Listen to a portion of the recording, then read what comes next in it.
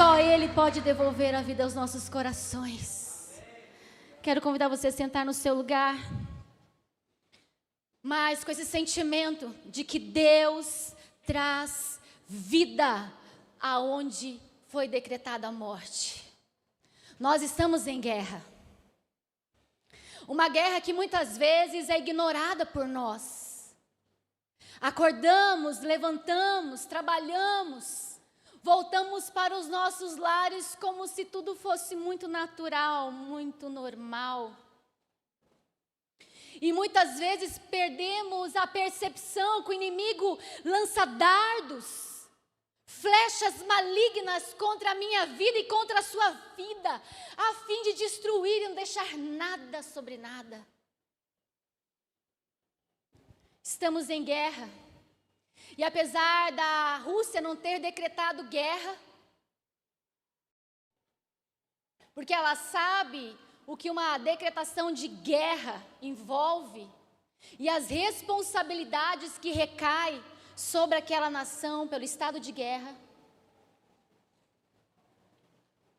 mas de forma ardilosa foi invadindo a Ucrânia. Estamos em guerra.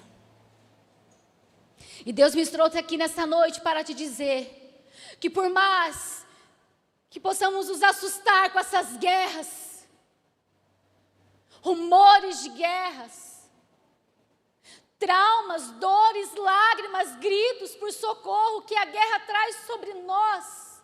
Nós, filhos de Deus, estamos constantemente em guerra. Uma guerra que não é natural, uma guerra espiritual. E da mesma forma como a Ucrânia tem sido invadida pelo exército russo, com seus tanques de guerra, lançando bombas sobre civis, hospital infantil oncológico sendo bombardeado, crianças morrendo, crianças gritando, esse é um ambiente de guerra, pessoas desesperadas, sem saber para onde ir, sem saber a quem recorrer.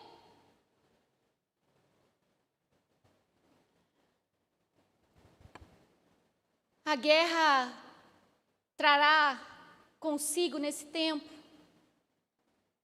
ali naqueles países envolvidos, especialmente na Ucrânia e Rússia,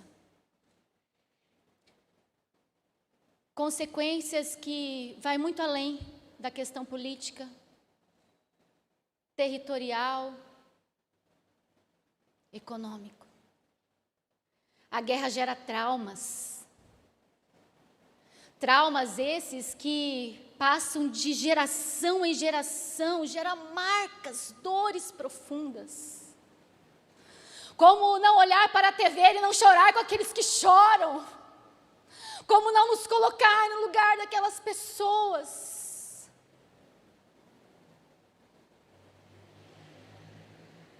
A luta pela sobrevivência é cansativa. É desgastante.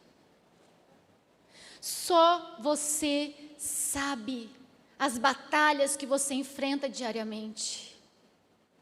Só você sabe as lutas que você enfrenta diariamente. Combates por fora, temores por dentro, já dizia o apóstolo Paulo, que nos desestruturam. Quando pensávamos que a nossa luta contra o Covid estava chegando ao fim, e que a vida voltaria no seu estado mais normal, na medida do possível nos deparamos com rumores de guerras e guerras.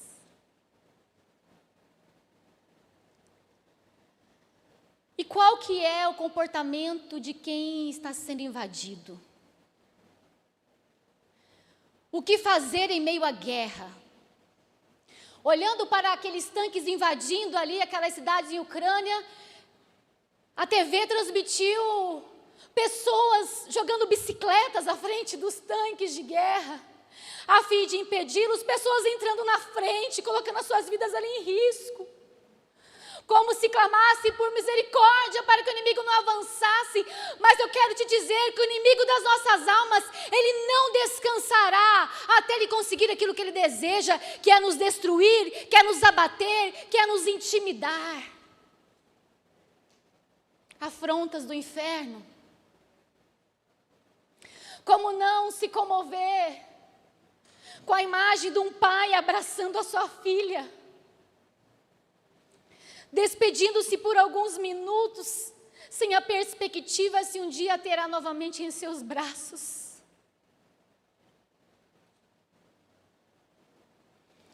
Qual é a postura de quem está enfrentando uma guerra? A postura faz toda a diferença diante do inimigo. E nesta noite, eu quero despertar o seu coração pelo poder que há no nome de Jesus, para que os seus olhos espirituais sejam abertos, para que você consiga ter a dimensão da guerra espiritual que te cerca 24 horas por dia. O inimigo lança dardos porque ele quer destruir a sua vida com Deus. Ele quer destruir o seu casamento. Ele quer acabar com as suas finanças. Ele quer desestruturar o seu lar. O Brasil nunca esteve em guerra, muito embora ali na Guerra do Paraguai teve a Tríplice Aliança.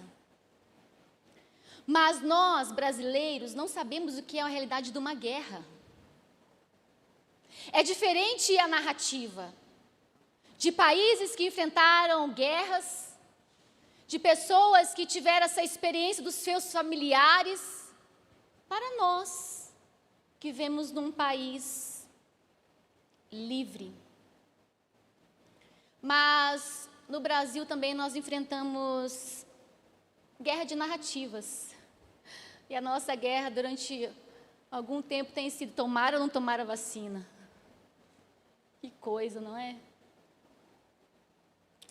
A Bíblia traz muitos relatos de guerra. Muitos relatos de guerra. A Bíblia também nos adverte a forma como os seus personagens encararam essas guerras. E eu quero convidar você nesta noite a abrir a sua Bíblia em 1 Samuel 30. E nós estaremos refletindo a respeito de uma situação muito delicada ali na vida de Davi. E algumas lições que nós podemos extrair em meio às guerras que nós enfrentamos diariamente. O fato é que uma das coisas que o inimigo faz é cegar o povo de Deus, para que nós não tenhamos a percepção da guerra da qual nós estamos envolvidos. E aí nós vamos levando a nossa vida de forma muito natural. Alguns praticamente ignoram a visão espiritual e a batalha espiritual que existe. Outros, no entanto, vai para o extremismo, acha que tudo é retaliação, que tudo é batalha espiritual. Essa semana, deparei-me com uma pessoa muito conhecida na internet, postando seus stories, e a família dela estava com uma viagem preparada para a Disney, ia ficar 20 dias na Disney, e pegou Covid. E ela relatava ali com a sua família que foi mais leve, os sintomas eram leves, só uma parte da família tinha pego, outra não tinha, mas que ela estava uma batalha espiritual incrível, porque o inimigo não queria que ela e sua família chegassem na Disney. Vocês estão entendendo o que eu estou querendo dizer nesta noite? O inimigo cega o entendimento. Ele tira a sua percepção da realidade. E você encara de forma natural aquilo que é espiritual, aquilo que requer um posicionamento do homem e de uma mulher de Deus, de dizer: aqui no meu território não, Satanás, aqui você não entra, aqui você não faz bagunça, aqui você não deixa os seus destroços. Mas não, nós vamos encarando da forma muito natural. Ai, mas eu sou assim mesmo, já desisti, minha casa é assim mesmo, meu trabalho. E não percebemos essa luta que tanto está assim, muitas vezes nos desgastando, trazendo enfermidades à nossa alma, apatia ao nosso espírito. O fato é que nós precisamos ter consciência de que estamos em guerra. Quando nós entregamos a nossa vida a Jesus, quando nós recebemos o reino de Deus, como somos selados pelo Espírito Santo de Deus e salvos, carregamos uma promessa com Ele. A luta do bem contra o mal, ela cresce ainda mais, porque os nossos olhos são abertos. Alguns dizem, olha, quando entreguei minha vida para Jesus, meu Deus, é só batalha, é só luta. Irmão, sempre quando você não tinha Jesus, você não tinha dimensão, o inimigo que você enfrentava. Você levava tudo para o lado natural. Mas que nessa noite, em nome de Jesus, nós possamos nos posicionar nesta guerra. E a Bíblia fala que as nossas armas não são carnais, não é na força do nosso braço, não é no nosso discurso, não é na nossa inteligência que vamos conseguir sair vitoriosos nessa guerra. Nessa guerra, nós precisamos utilizar armas espirituais. Diz assim a palavra do Senhor em 1 Samuel 30, do versículo 1 ao 4. Davi e os seus homens chegaram a Ziclague ao terceiro dia. Já os amalequitas, com ímpeto, tinham dado sobre o sul e Ziclague, e tinham ferido Ziclague e tinham queimado a fogo. Tinham levado cativas as mulheres e todos que lá se achavam, tanto grandes quanto pequenos. A ninguém mataram, tão somente levaram consigo e foram no seu caminho. Quando Davi e os seus homens chegaram à cidade, encontraram queimada a fogo, e as suas mulheres, seus filhos e suas filhas levados cativos. Então Davi e o povo que se achava ali naquele lugar, alçaram a sua voz e choraram, até que não encontrou-se mais neles forças para chorar. Vamos orar? Deus, somente o Senhor sabe como nós chegamos neste lugar. Somente o Senhor sabe como estão os nossos corações nesse momento. E eu te peço, Espírito Santo de Deus, envolva-nos com a tua nuvem de glória aqui. Abra os nossos olhos espirituais. Dê ordem aos teus anjos, ó Pai, a nosso respeito. Anjos ministradores, anjos mensageiros, ó Pai, neste lugar. E pedimos, leve a nossa mente cativa ao Senhor. Espírito Santo, fale conosco. Levanta um exército poderoso neste lugar. Tire do nosso meio todo medo, toda apatia, toda frieza, toda indiferença. Fomos convocados para a guerra, nos posicionamos como guerreiros do Senhor neste lugar. E que frustrados e repreendidos seja o plano de Satanás contra a nossa vida. Em teu nome nós oramos, em nome de Jesus. Amém.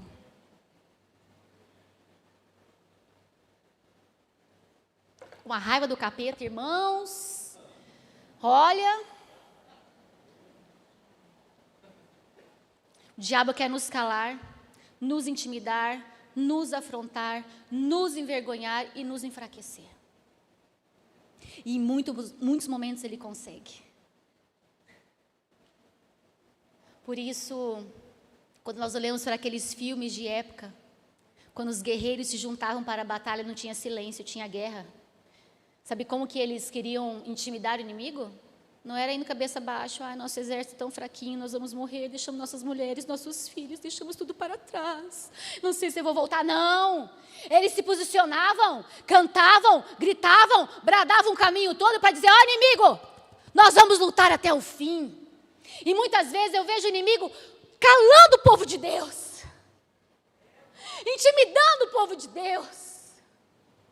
Por isso, quando o Espírito Santo libera algo sobre você, conecta algo à sua alma, ao seu espírito, solte brados de louvor do seu lugar. Diga amém, eu creio, aleluia. Porque precisamos nos posicionar e saber que Ele não venceu e não vencerá a batalha que Ele tem se levantado contra mim, contra você, contra a igreja do Senhor. Esse texto revela um cenário muito crítico e delicado da vida de Davi. Um momento em que Davi estava fugindo de Saul.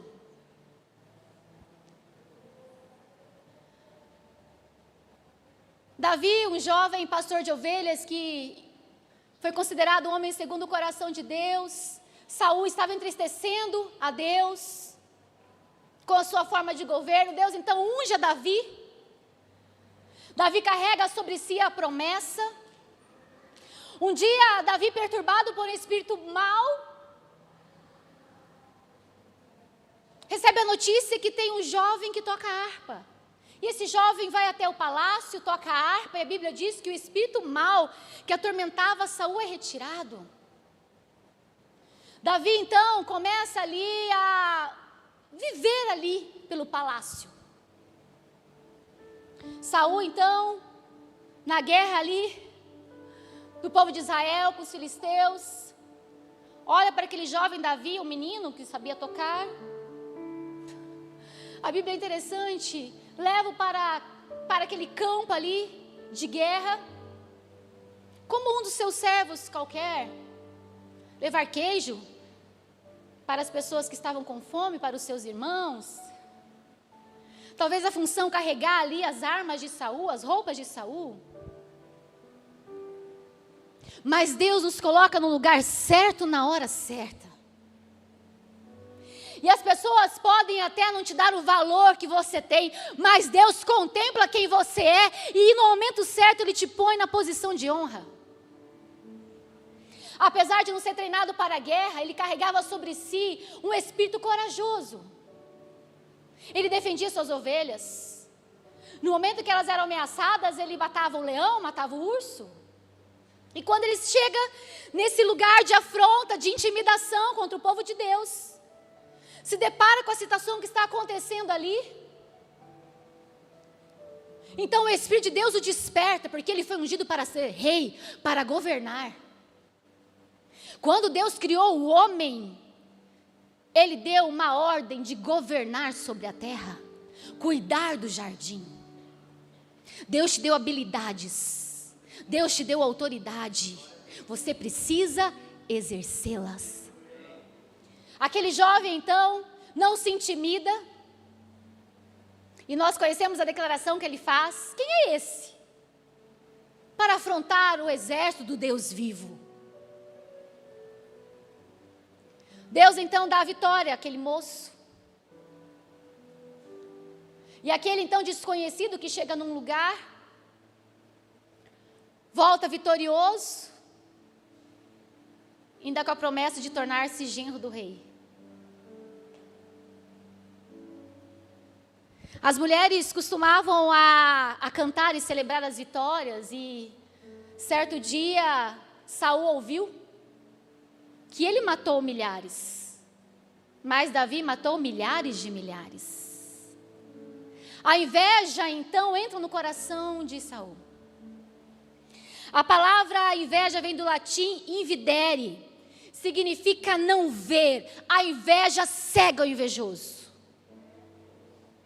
Ele então não enxerga a si mesmo, não reconhece as suas conquistas, apenas se contorce com a conquista do outro.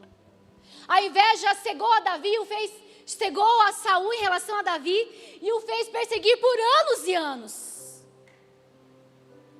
Davi, num certo momento, então foge e vai para uma caverna, um lugar sombrio, um lugar úmido, um lugar de solidão, um lugar de desesperança, mas ele carregava sobre si uma promessa. Você carrega sobre você uma promessa, e não importa se você está num ambiente difícil hoje, numa caverna úmida, se sentindo solitário, Deus tem algo para realizar na sua vida, mas nós precisamos enfrentar os processos. E se o Senhor nos revela os processos no caminho, a gente retrocede, porque os processos de Deus doem na nossa vida, porque requer que Ele cresça e eu diminua, e diminuir é tão difícil. Ser desconstruído é tão difícil. O maior inimigo às vezes da nossa alma não é nem Satanás, somos nós mesmos. Quantas vezes culpamos o inimigo de tantas coisas, quando na verdade não é uma batalha espiritual, é um comportamento, é uma decisão que eu e você precisamos tomar diante das circunstâncias que nos cercam.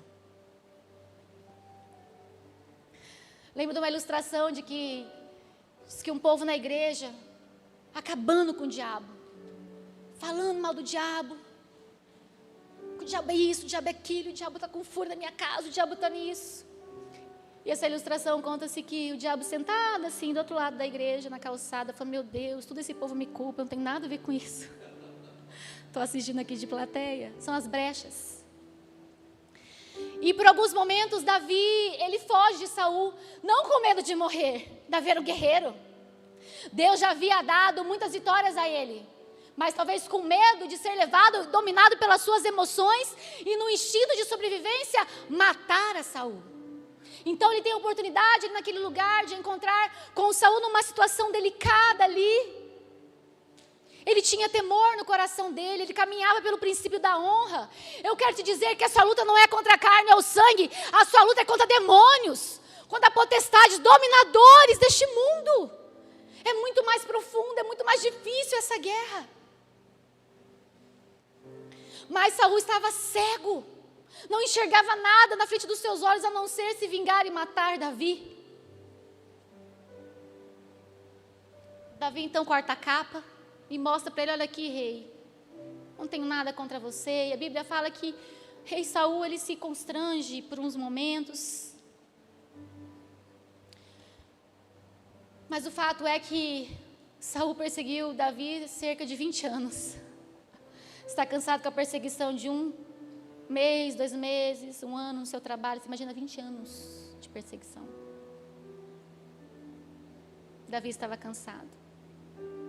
Ele foge então, vai para uma caverna, e 1 Samuel 22:1 fala a respeito dessa caverna. Caverna chamada Caverna de Adulão.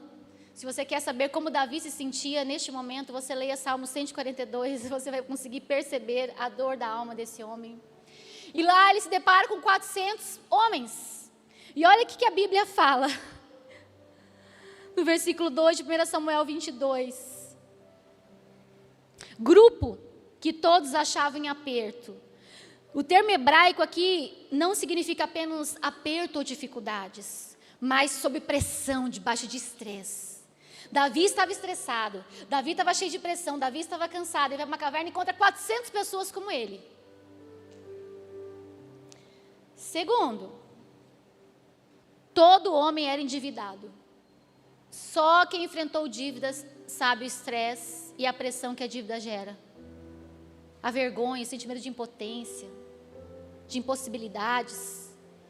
Mas em hebraico, a palavra endividado aqui significa tomar dinheiro emprestado a juros, ter vários credores. Quem nunca? Pessoas que não tinham condições de pagar as suas contas, e era o momento em que Saul usurpava do povo com impostos, com tantas coisas. Mas a Bíblia fala que em terceiro lugar, todos eram amargurados de espírito, que em hebraico significa estar com a alma atormentada, receber maus tratos. Então era uma caverna cheia de pessoas descontentes, frustradas, endividadas, sob pressão. A sociologia diz que nós somos reflexo do ambiente que nós estamos. Então você imagina Davi, emocionalmente abalado, e junta mais 400 com o mesmo sentimento dele ali. Mas não é o ambiente apenas, é a pessoa. Deus estava treinando ali Davi. E um homem apenas mudou a realidade daqueles 400 homens. De desesperançados, de abandonados, de frustrados. Numa caverna solitária, úmida. Davi guerreiro, valente, corajoso, visionário, percebeu que Deus colocou um exército na mão dele. E naquele lugar sombrio ele treinou e formou os primeiros soldados que fariam parte do seu exército. Mas buscando fugir de Saul, a fuga de Davi não termina ali. Davi então procura exílio. Ele procura, na verdade, asilo político ali na terra do rei Aquis, que era inimigo do povo de Israel. Cuidado com as alianças que você faz. Cuidado com as brechas que você dá. Cuidado com as mentiras. Ele então procura asilo político, faz aliança com o rei Aquis, rei dos filisteus. Davi tinha derrotado Golias, filisteu, principal inimigo do povo de Deus. O rei Aquis então percebe que Davi vai em paz, todo o contexto ali, e dá uma cidade chamada Ziclag para ele morar, com sua família e com seus homens. Ziclag torna-se então o lar de Davi. As alianças que nós fazemos revelam aonde nós vamos chegar e as consequências que nós vamos viver. Simples assim. 1 Samuel 29, os filisteus então vão em guerra contra o povo de Israel. Nesse período que Davi morava ali em Ziclag, ele agradava bastante o rei Aquis, dava despojos de tudo aquilo que ele conquistava. Então, no coração do rei Aquis, Davi era um aliado, mas não apenas um aliado. Quando a gente olha para a Bíblia, ele chama Davi de servo, e Davi chama o inimigo de Senhor. Mas Davi carregava uma promessa de Deus que ele seria rei de Israel e que Deus subjugaria os demais inimigos que se levantassem contra o povo de Deus. Davi não estava numa posição de que Deus queria que ele estivesse. Muitas vezes nós podemos também negociar com o pecado e nos colocar como escravo daquele pecado. Mas que nesta noite, em nome de Jesus, se algum de nós deu brecha neste lugar, que o sangue de Jesus que tem poder venha quebrar essas alianças malignas de dentro da nossa vida. 1 Samuel, então, Davi é convidado a fazer parte desta batalha, desta guerra. Já pensou Davi lutar contra o seu próprio exército, que seria? Ele seria o rei futuramente. Deus, então, traz livramento sobre a vida de Davi ali. E os príncipes se reúnem com o rei Aquis e falam: como que você vai levar Davi? Não é esse que matou o Golias? Você já pensou, rei, se chegando lá ele se depara com o exército e se vira contra nós? Davi não é convidado para esta guerra. Despeça Davi. E eu quero compartilhar com vocês algumas lições que nós podemos extrair a partir dessa reflexão. Davi então volta com os seus valentes para Ziclag. De longe, talvez, caminhando, cansado pelo caminho, avista Ziclag totalmente incendiada, destruída. Quando eles chegam ali naquela cidade, naquele lugar, observa que as suas casas foram queimadas, seus bens foram levados, não restou ninguém, animais, filhos, mulheres, nada. Quartel sem soldado é inimigo fácil. Olha, quartel sem soldado é alvo fácil para o inimigo. A Bíblia diz que Davi levou todos os seus valentes para a guerra. Não deixou ninguém cuidando da sua casa. Não deixou ninguém cuidando dos seus filhos. Não deixou ninguém cuidando das suas mulheres. Eu e você estamos em guerra diariamente. Satanás quer destruir as nossas vidas e a nossa família. Quartel sem soldado é alvo fácil para o inimigo. Com quem está a sua casa? Ei, valente, com quem você tem deixado sua mulher e os seus filhos? Quando você sai para as guerras. Ah, pastora, mas todo mundo em casa precisa trabalhar, é tão corrido, é tão difícil. É pesado. As mulheres em dupla jornada, os homens trabalhando demais. O trabalho consumindo o seu tempo. E eu pergunto, quem está na sua casa? É claro que você sai para trabalhar, você volta da batalha. Mas todo mundo hoje, eu percebo, está focado só na batalha, só no dinheiro, só no trabalho, só no sustento, só nas contas. E o lar como que está? Quem ficou em casa com seus filhos? A internet, o desenho, o videogame, os influencers. Quem está com seus filhos?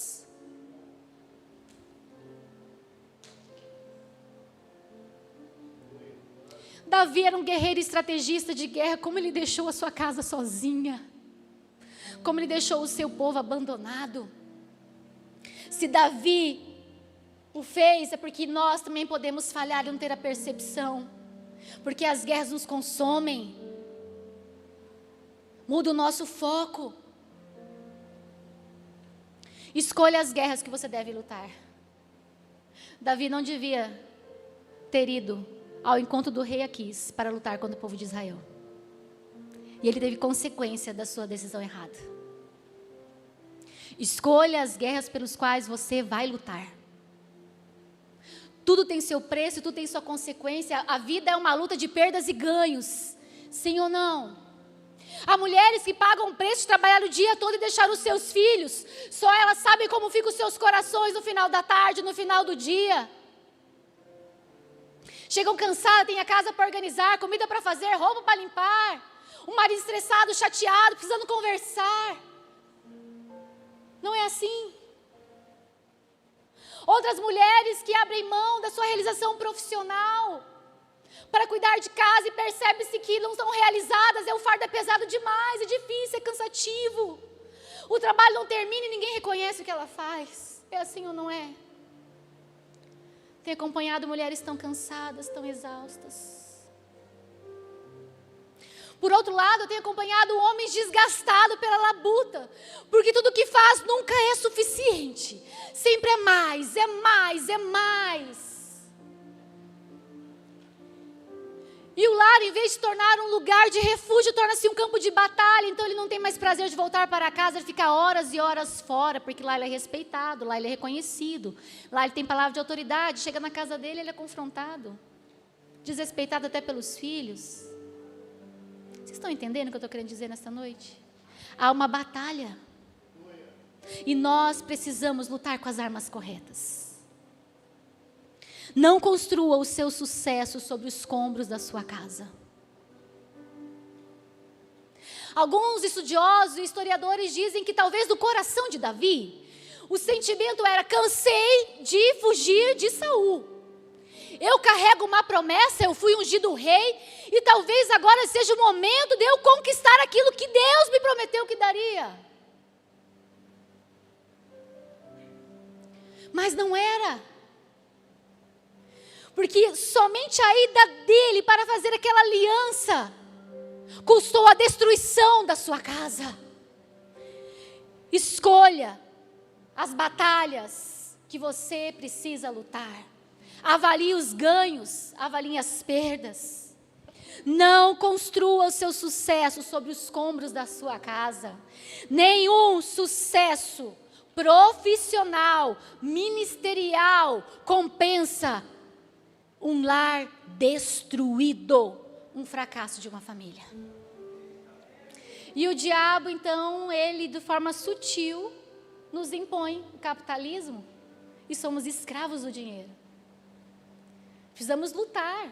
Então o nosso discurso é válido. As despesas dos lares não são simples. Na maioria das vezes, um homem só não consegue sustentar sua casa. É difícil. Então Davi chega naquele lugar, naquela realidade, e a Bíblia diz que ele e os seus valentes começaram a chorar, a gritar, a lamentar, tamanha dor, tamanho peso. Talvez trazer sobre si culpas. Quantas mulheres, quantos homens trazem culpas, porque algo aconteceu na vida dos seus filhos e eles não perceberam e estava ausente. Quantas Ziclags sendo invadida. Quem está com seus filhos? Fui pastora de jovem durante muito tempo. Os pais não conheciam as lutas dos filhos. Os pais não conheciam as dores dos filhos. Quantos filhos saem para se drogar? Ou se drogam dentro de casa, os pais não veem. O inimigo está à porta destruindo. Desperta tu que dormes. O inimigo então ali em Ziclag atingiu 5 áreas da vida de Davi. São 5 áreas que também ele atinge a nossa vida. Nós ficamos vulneráveis com o ataque do inimigo. Primeira área vital da vida de Davi, que o inimigo atacou, ele tocou nas suas finanças. A Bíblia diz que eles levaram tudo o que tinha. O inimigo roubou tudo. Só quem já passou por um momento de escassez financeira e de luta sabe o que quer enfrentar. Sentimento de impotência, de vergonha. Não pode atender o telefone porque não sabe quem é, não pode atender a porta porque não sabe quem é, aquela pressão o tempo todo. Mas sabe, quando a gente começa a observar a realidade que vivemos, o maior inimigo das nossas finanças somos nós mesmos. É claro que em alguns momentos vem sobre nós situações que fogem do nosso controle. Perdemos emprego, não recebemos aquilo que era de direito, isso vai trazendo transtornos e nos desestabiliza. Quantos profissionais liberais pegaram o Covid e ficaram dias nas suas casas sem poder trabalhar para trazer o sustento? Que desespero, que angústia. Mas eu pergunto a você nesta noite que percebe que tem falhado nesta área, que o inimigo tem roubado suas finanças. É como um tectel furado, tudo que você recebe sai, não fica nada. Como você tem gerido os seus recursos? Aonde estiver o seu tesouro, ali está o seu coração. O problema não é ter dinheiro. O problema é o dinheiro nos possuir. Por trás do dinheiro há uma potestade chamada Mamon. E Mamon quer nos controlar. Então você não pode ter mais de um filho porque você não tem condições financeiras de sustentar. Não, Deus alimenta as aves do céu. Família é projeto de Deus. Você pode ter filho sim, porque aos seus amados Deus dá até quando dormem. Não é o dinheiro que diz o que você pode, o que você não pode. É o Deus Todo-Poderoso. O amor ao dinheiro é a raiz de todos os males. É o apego. A parábola dos talentos nos traz isso. O Senhor viajou, chegou na sua casa e procura o seu servo e diz: cadê o talento que eu te dei? E ele diz: eu enterrei. E ele diz assim: por que você não colocou pelo menos no banco? Para ter um juro. Que Deus está nos ensinando a invista. Ponha no banco, faça investimento. É bom para você, é bom ter dinheiro, sim ou não? É bom você poder fazer uma viagem tranquila sem se preocupar. Não é bom? É bom, é maravilhoso. O dinheiro no bolso é muito bom, agora o dinheiro no coração é um perigo. Esse é o problema. A segunda causa de divórcio no país é em virtude do dinheiro. Então o dinheiro só traz 2 problemas para nós: pelo excesso dele e pela falta dele. Excesso porque as pessoas quanto mais têm, a Bíblia fala, mais querem, não é? Por dinheiro as famílias se dividem. Por dinheiro os irmãos disputam antes dos pais morrerem. Muitos hoje em dia têm percebido o caminhar da casa e percebe que a melhor coisa é dividir a herança antes de morrer. Chama os filhos, divide a herança, fala: esse aqui é teu, esse aqui é teu, esse aqui é meu. Quando eu morrer vocês brigam por esse aqui, mas esse aqui é teu, esse aqui é teu. Para ter paz. É melhor ter paz do que razão. Então a primeira coisa que o inimigo fez foi tocar nas finanças de Davi, levou tudo. Não tinha nada, nada. Você pode reparar esse celeiro vazio. Segundo lugar, a Bíblia fala que os inimigos levaram as mulheres. O inimigo separou os cônjuges.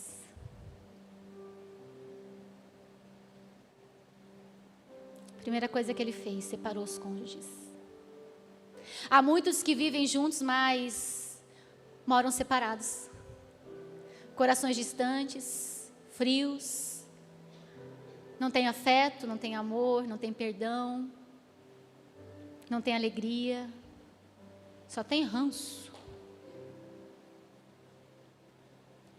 Diz uma história que uma pessoa chegou para um senhor que estava completando 50 anos de casamento e perguntou para ele qual que é o segredo, qual que é o mistério de 50 anos de casamento.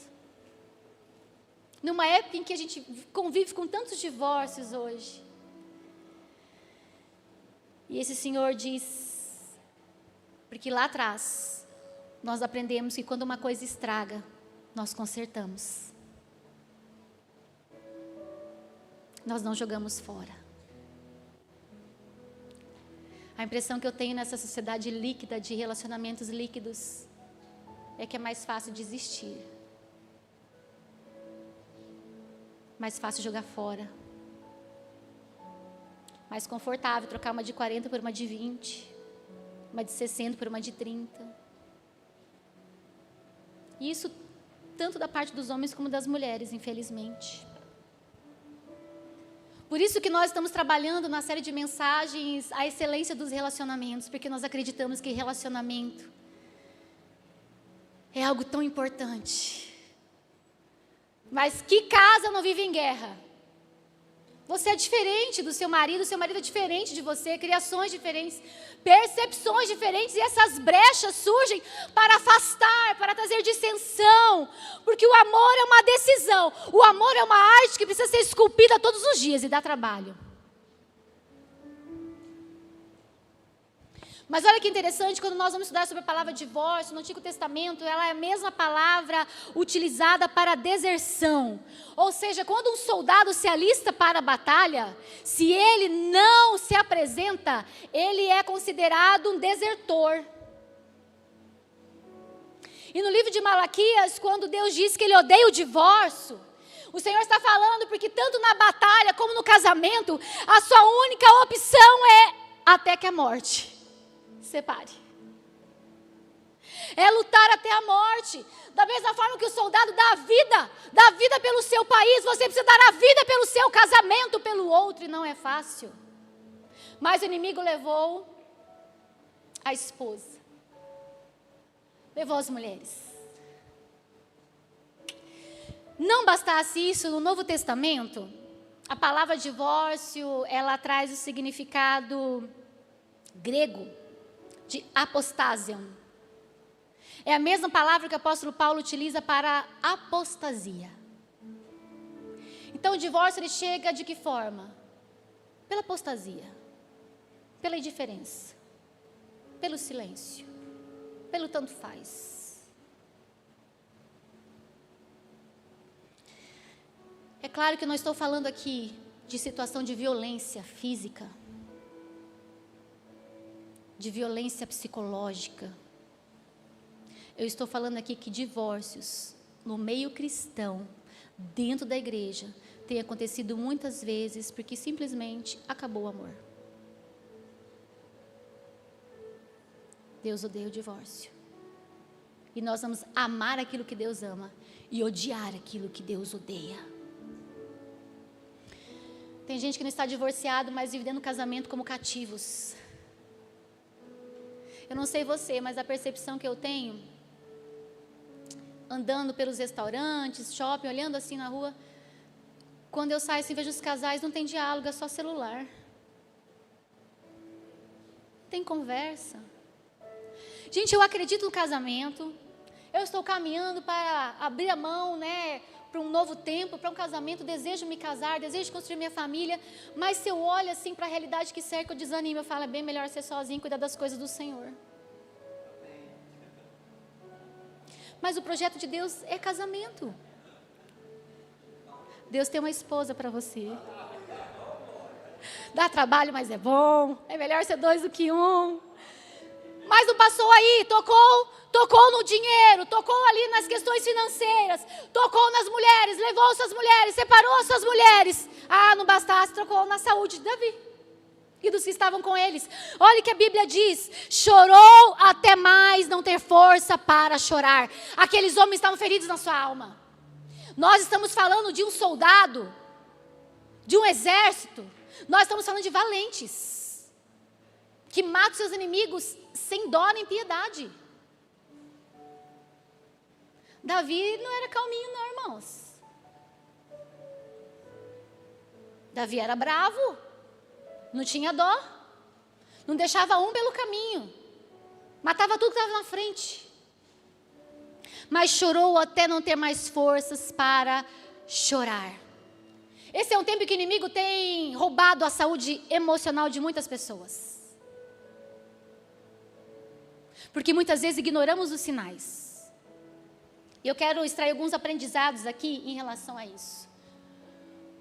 Primeiro, que muitas vezes já temos o inimigo para nos atormentar, já temos o inimigo para nos afrontar, para nos intimidar, nos constranger, nos abalar, nos desgastar. Mas se não fosse tão necessário, a família é o ambiente em que arrebenta emocionalmente com os seus soldados.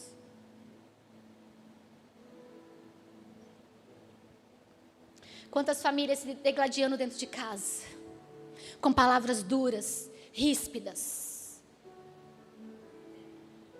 Quantas pessoas caminhando de trauma em trauma dentro das suas casas, não acreditam mais no casamento, não acreditam mais nos relacionamentos, não acreditam mais na igreja, porque foram feridas emocionalmente e as suas almas sangram. Talvez eu esteja aqui nesta noite diante de pessoas que estão feridas na sua alma, por palavras, por gestos, por ações, por abusos que sofreram. É isso que o inimigo faz. É isso que o inimigo faz. Quantos feridos dentro das suas casas, magoados. E se você não tirar o lixo da sua alma, você vai ter que arrancar a sua alma do lixo. Críticas, acusações, quantos sangrando dentro de casa. Mas o Senhor te trouxe aqui nesta noite porque é o tempo do fim, é o tempo do basta. Prender os filhos. Finanças, mulheres, saúde emocional, homens guerreiros que não tinham mais lágrimas para chorar. Homem chora, homem chora.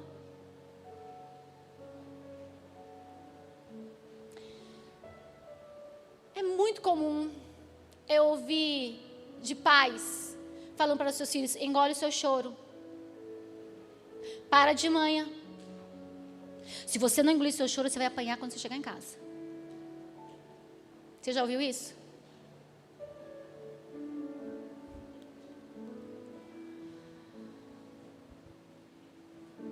Não reprima a dor do seu filho. Não reprima a dor da sua esposa, a dor do seu esposo. Chorar é terapêutico. É neurológico, traz alívio. Traz relaxamento. Davi, guerreiro de guerra, chorou. Jesus Todo-Poderoso chorou. Precisamos nos dar o direito de sentir a perda, a dor, a frustração.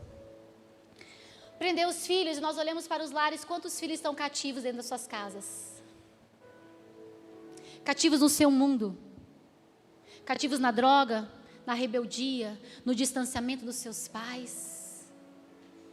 Cativos no pecado, o diabo tem tentado roubar o seu filho, a sua filha da comunhão com Deus. Mas em nome de Jesus, eu não vim aqui nessa noite para ser profeta do caos, não. Eu vim aqui nessa noite para te alertar e dizer que você não criou os seus filhos para a perdição. Os seus filhos são promessas de Deus e você não vai perdê-los para as mentiras, para os sofismas deste mundo. Você não vai perder.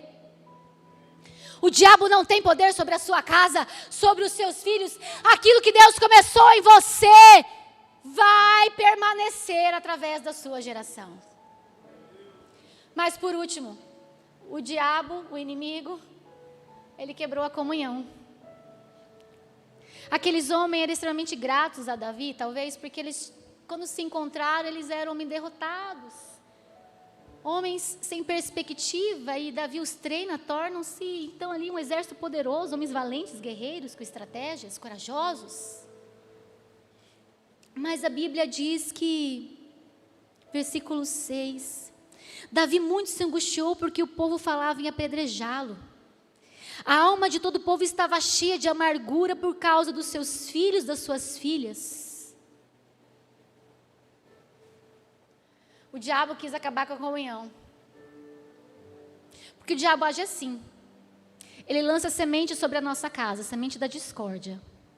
Em vez de nós pegarmos aquela semente e jogar fora, nós semeamos a semente, molhamos a semente, adubamos a semente, ela vai crescendo, crescendo, crescendo, crescendo, crescendo, crescendo. E aquele ambiente de discórdia, de divisão, de briga, de intriga, o diabo acaba com a comunhão com uma simples semente que ele lança sobre mim e sobre você. Por quê? Porque nós não percebemos a batalha espiritual em que nós estamos inseridos, e nós olhamos do campo natural, e eu acho que a minha luta, que o meu inimigo é meu irmão, é minha irmã, é meu pai, é minha mãe, é meu cônjuge, é meu filho, e não é. Não é. Seus filhos não são seus inimigos. Seu chefe não é o seu inimigo. Seu inimigo é Satanás, é o diabo. E ele quer acabar com a comunhão das nossas vidas, da nossa casa. Somos emocionais. E no calor da emoção nós vamos dando brechas. E nos colocando de forma radical contra pessoas. Quando nós deveríamos reunir para chorar, lamentar e orar. Quando eu olho para Davi e vejo ele chorando amargamente, até não ter mais lágrimas, o Espírito Santo incomodou no meu quarto e disse: a minha igreja não chora mais. A minha igreja não se quebranta mais na minha presença. A minha igreja não chora mais pelo pecado dos filhos, os pais não oram mais pelos pecados das filhas.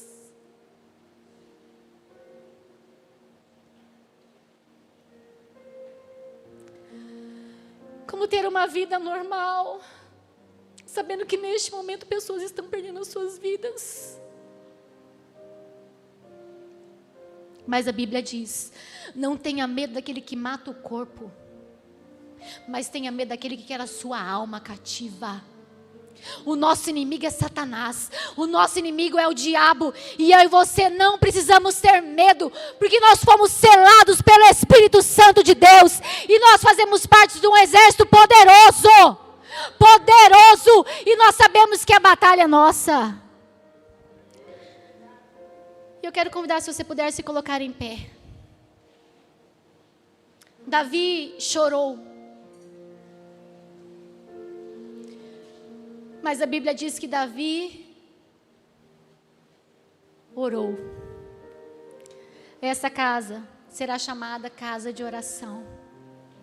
O Senhor nos trouxe aqui para orar, para buscar em Deus a sabedoria necessária para vencermos as nossas guerras, as nossas lutas, as nossas pelejas. Coloca-se no lugar de Davi. Pior que a destruição física foi o custo pessoal daquela derrota. Por uma omissão, por um erro. Eu e você erramos. Você erra com seus filhos, querendo acertar talvez. Você erra com seu esposo, com a sua esposa. O fato é que nós erramos.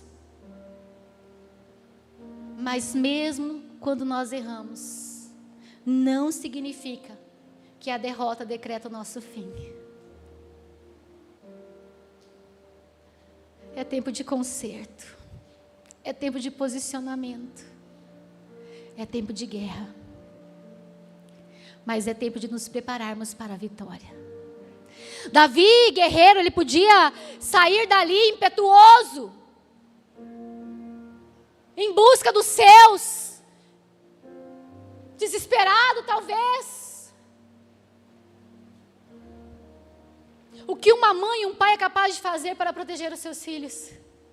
É dar vida. Mas Davi sabia que há guerras que não são vencidas pela força do braço e pela estratégia humana. Há guerras que são vencidas pelo poder da oração. A oração é o oxigênio da alma. Davi se sentia esmagado pela dor, pela revolta, pelo sentimento de culpa, de fracasso, de falha. Mas ele buscou o Senhor. E a Bíblia diz: e consultou, versículo 8, Davi ao Senhor: perseguirei eu esta tropa? Irei alcançá-la? A Bíblia fala que no momento em que Davi percebe que ele vai ser apedrejado por aquele povo, ele se angustia, ele chora. Mas a Bíblia fala que ele se fortalece em Deus. Precisamos, em meio às batalhas e guerras que enfrentamos, nos fortalecer em Deus e na força do seu poder. Davi ora, uma oração simples, e pergunta ao Senhor: devo perseguir a tropa? Eu irei alcançar? E Deus novamente derrama a graça dele sobre a vida de Davi, porque Deus não desiste de você, Deus não desiste da sua casa, Deus não desiste dos seus filhos. Tudo aquilo que Deus colocou nas suas mãos é seu, e o diabo não tem autoridade para roubar, não tem autoridade para pegar. Deus impediu o furto? Não. Porque Davi precisava se posicionar. Sabe por que eu e você enfrentamos algumas lutas? Porque nós estamos encarando a vida com muita naturalidade. Aí Deus fala: deixa eu mexer aqui, para você perceber que é uma guerra. E você precisa dobrar o seu joelho no chão para você vencer essa guerra. Ei, pai, ei, mãe, não é mais tempo só de discurso. O diálogo não está saindo, é tempo de oração. Dobrar o seu joelho e arrancar o seu filho do inferno. Quebrar toda a falta de comunhão que o diabo tem colocado no seu lar, no seu casamento. Dizer: Senhor, eu devo perseguir o inimigo? Eu deixo o inimigo invadir minha casa, destruir meus relacionamentos, levar os meus filhos, minhas mulheres? E olha o que Deus fala para ele: persegue-a, de certo alcançarás e libertarás os prisioneiros. Deus está liberando uma palavra sobre mim e sobre você neste momento. É tempo de restituição. Eu não sei como você chegou aqui. Eu não sei o que o diabo tem te afrontado. Eu não sei nesse caminhar, nessa batalha, nessa jornada árdua, nessas guerras que você tem enfrentado, o que o diabo tem te roubado. Aonde ele tem tocado? É nas finanças? É no casamento? É na comunhão no lar? É com os filhos? O Senhor te pergunta nesta noite: qual é a área que você precisa de restituição? Se posicione para essa guerra, que eu te darei a estratégia correta, e você vai alcançar os inimigos, você vai perseguir, você vai voltar com todos os despojos da guerra. A Bíblia diz que Davi não sabia aonde o inimigo levou os seus filhos, sua esposa, seus bens. Mas a Bíblia diz que enquanto os homens estavam brigando, querendo jogar pedras em Davi e matá-lo, enquanto os homens estavam lamentando, estavam chorando pela desgraça que havia acontecido, os amalequitas estavam celebrando, cantando, bebendo e dançando. Olha o que diz aqui, versículo 16. Os amalequitas estavam espalhados sobre toda a face da terra, comendo, bebendo e dançando por todo aquele grande despojo que haviam tomado da terra dos filisteus e da terra de Judá. Nessa guerra espiritual, quando nós estamos lamentando, chorando, sem nos posicionar, dilacerando os relacionamentos, acabando com a comunhão da nossa casa de tanta briga, o diabo está do outro lado festejando e se alegrando com a vitória que ele acha que ele conquistou. E eu pergunto: você vai ficar lamentando, chorando? E vendo o inimigo festejar e celebrar a tua derrota? Ou você vai atrás para conquistar aquilo que Deus te deu? É a noite de decisão. Eu quero convidar você a colocar a mão nos seus olhos nesse momento.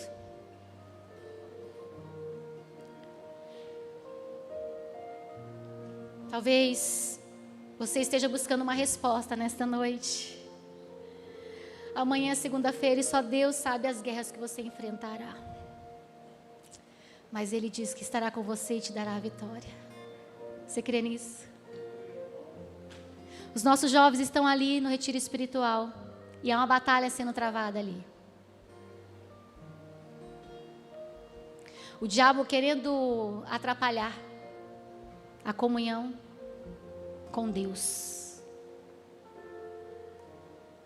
Eu sei que alguns estão aqui nesta noite. Se você estiver com a sua família, eu gostaria de pedir que você fizesse esse círculo com a sua família neste momento.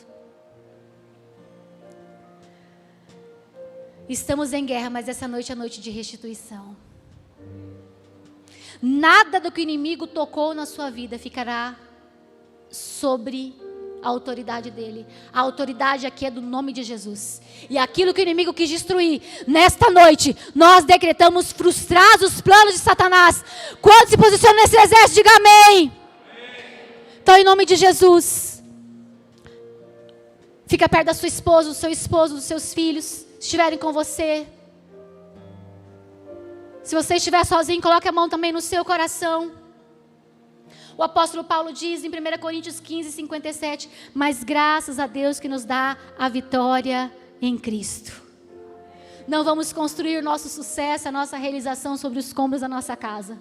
Mas nós vamos buscar os inimigos, perseguir os inimigos, alcançar os inimigos e trazer de volta aquilo que é nosso de direito. Enquanto o louvor está ministrando, Senhor, eu só tenho a Ti. Você vai dizendo, Senhor, nessa área aqui eu só tenho o Senhor. Deus, entra nessa área nesse momento. Senhor, converta o coração dos meus filhos ao meu coração. Senhor, traga amor ao meu coração em relação ao meu cônjuge. Restaura, Senhor. Restaura, Senhor. Senhor, as minhas finanças. Deus, visita as minhas finanças. Deus, abra as portas essa semana. Deus, começa a clamar aí do seu lugar em nome de Jesus.